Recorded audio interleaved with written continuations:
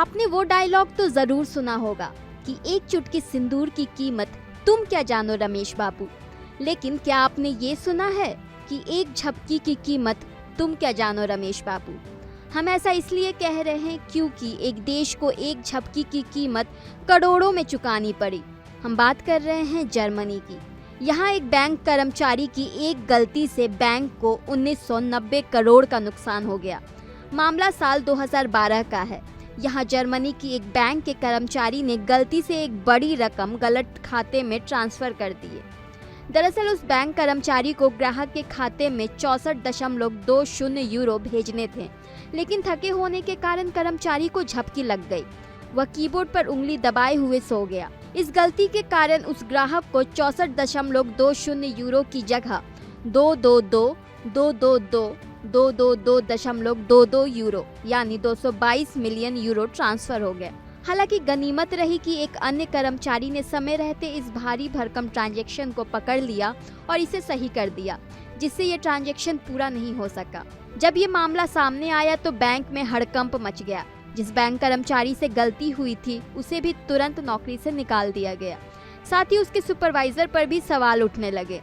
ऐसा इसलिए हुआ क्योंकि कर्मचारी की इस गलती को उसने भी ध्यान नहीं दिया और उस ट्रांजैक्शन को अप्रूव कर दिया।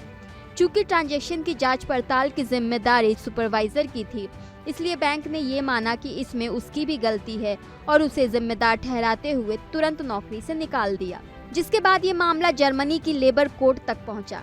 ये मामला एक बार फिर सुर्खियों में है क्योंकि जर्मन की स्टेट कोर्ट ने इसे लेकर एक आदेश जारी किया है।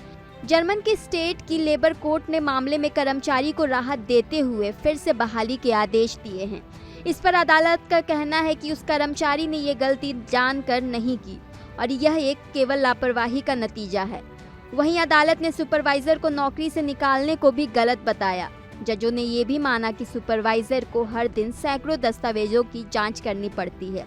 घटना वाले दिन भी उन्होंने 812 दस्तावेजों की समीक्षा की थी और हर दस्तावेज पर कुछ ही सेकंड का समय दिया जा सकता है। ये रिपोर्ट आने के बाद अदालत ने कर्मचारी को मामले में राहत देने का फैसला किया। साथ ही यह भी कहा कि कर्मचारी ने जानबूझकर ये सब किया, इसका कोई सबूत नहीं मिला है। ऐसे में उसे नौकरी से निकालने की जगह केवल एक चेतावनी देने भर से भी काम चल सकता था। साथ ही अदालत ने बैंक की अपेक्षाओं को भी अव्यवहारिक बताया। यह मामला जब सामने आया तो बैंक की कार्यप्रणाली में मौजूद खामियों के बारे में चर्चा तेज हो गई। कई लोगों ने कहा कि यदि बैंक में बेहतर सुरक्षा प्रणाली होती तो इतनी बड़ी गलती रोकी जा सकती थी। वहीं कुछ लोग इस मामले के लिए बैंक के कर्मचारी को ही जिम्मेदार बता रहे हैं। उनका कहना है कि काम करते हुए सो जाना कर्मचारी की गैर जिम्मेदाराना हरकत है।